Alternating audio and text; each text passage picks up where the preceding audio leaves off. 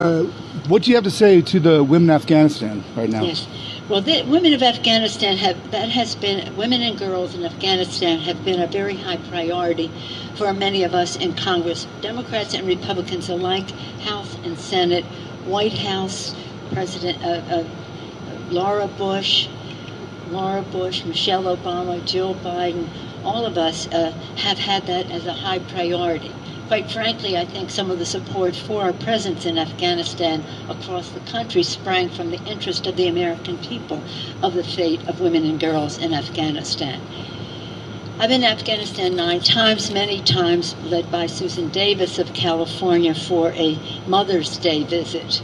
Well, of course, our whole purpose is security, to thank our troops, some of them moms, some of them grandmoms fighting the war, and also to remind some of the others to call home for Mother's Day, but nonetheless also to visit the women in the hinterlands, not just in Kabul, that's obvious, doctors, professors, lawyers, judges, women that are highly visible, and the need for us to protect them, but also the poorest of the poor women throughout the country, and seeing their girls go to school, to see the next generation to have opportunity that they did not have. So we have to make this a subject of the greatest transparency, shining the biggest, brightest light on what the Taliban may do. So far, we're not, where they're painting over beauty salons and things like that. We'll see where it goes from there. People ask me, do you trust them when they say, we're not going to change we're not going to hurt women and the rest? We'll see, but we can't take that chance.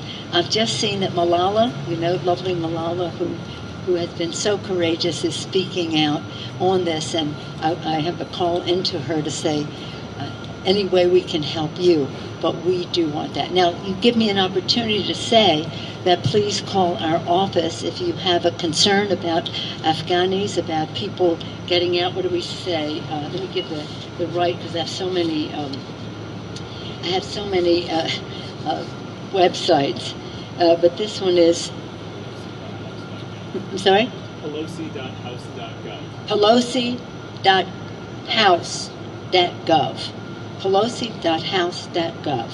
That's my San Francisco place for you to call. We have speakership thing, this, that, want to go there. And then we are in touch with the State Department about specific cases with NGOs there. Let me just say that I was very proud, and I spoke to my colleague Jason Crow this morning, who took the lead on the visas for those who helped us there, and largely helping in the military aspects of it.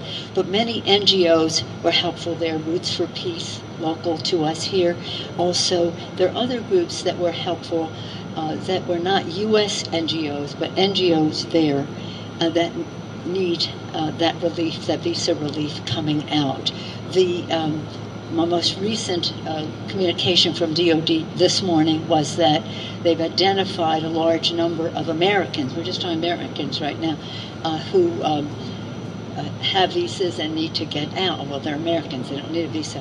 But the question is how to get them to the airport, and that's a question of the intentions of the Taliban as well. So this is all-consuming in every way.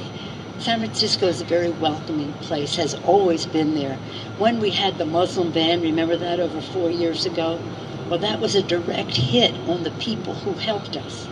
And therefore, the diplomats and military and all came forward and said, we have to get rid of the Muslim ban because that hits the people who helped us so much in Iraq and Afghanistan. And at that time, I just always like to say this because I think it's important. At that hearing that we had, of course it was a rump hearing because we didn't have the majority, but we had it anyway. At that hearing, the leader of the American evangelicals, the evangelical community, came to oppose that Muslim ban, and he said this, he said, the U.S. refugee resettlement program is the crown jewel of American humanitarianism.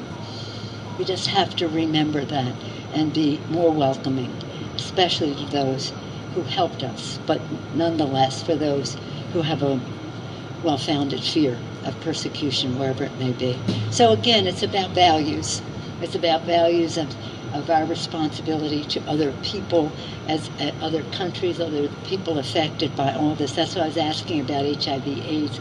Could we use that mechanism to be able to get more drugs to more people to fight the pandemic in the southern hemisphere specifically?